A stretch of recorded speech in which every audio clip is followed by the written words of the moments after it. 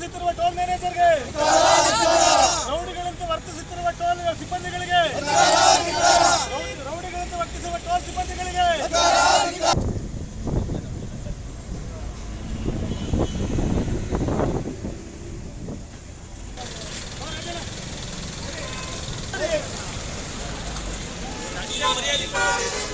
Sir ಹೇಳಿ ಇದ್ರ ಬಗ್ಗೆ. ಏನಿಲ್ಲ, ನಾವು ಮಾಗಡಿ ತಾಲೂಕು ರೈತ ಸಂಘರು ಸುಮಾರು ಬಾರಿ ಬೆಂಗಳೂರಲ್ಲಿ ಸಮಾವೇಶ ನಡೆಯುತ್ತೆ, ಹೋರಾಟ ನಡೆಯುತ್ತೆ, ಅವಾಗೆಲ್ಲ ಇದೇ ಮಾರ್ಗ ಹೋಗ್ಬಿಡ್ತೀವಿ.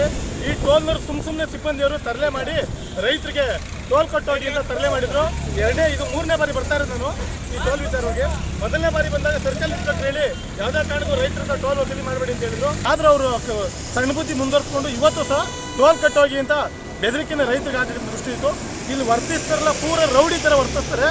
ಬೇಜಾನು ರೈತರು ಜಮೀನು ತಗೊಂಡು ಇವತ್ತು ಒಂದು ಸರ್ವಿಸ್ ರೋಡ್ ಅಗತ್ಯವಾಗಿರುವಾಗ ಸರ್ವಿಸ್ ರೋಡ್ ಬಿಡ್ದೇನೆ ಈ ಟೋಲ್ನಲ್ಲಿ ಅನಗತ್ಯವಾಗಿ ರೈತರಿಂದ ಒಂದು ತರಕಾರಿ ತಗೊಂಡೋಗೋಕ್ಕಾಗಲಿ, ಒಂದೇನೋ ರೈತ ಒಂದು ಟ್ಯಾಕ್ಟ್ರಿ ತಗೊಂಡೋಗ್ಬೇಕಾರಾಗಲಿ, ಒಂದು ದನ ತಗೊಂಡೋಗ್ಬೇಕಾರಾಗಲಿ ಹಿಂಸೆ ಕೊಟ್ಟು ಟೋಲ್ ವಸೂಲಿ ಮಾಡ್ತಿದ್ರೆ ಇದು ಕೂಡಲೇ ನಿಲ್ಲಿಸಬೇಕು. ಇಲ್ಲಾಂದರೆ ಮುಂದೆ ಒಂದಿನ ತಾಲೂಕು ರೈತ ಸಂಘದ ವತಿಯಿಂದ ಬೃಹತ್ ಹೋರಾಟ ಮಾಡಬೇಕಾಗ್ತದೆ ಅಂತ ರೈತ ಸಂಘ ಎಚ್ಚರಿಸ್ತೀವಿ.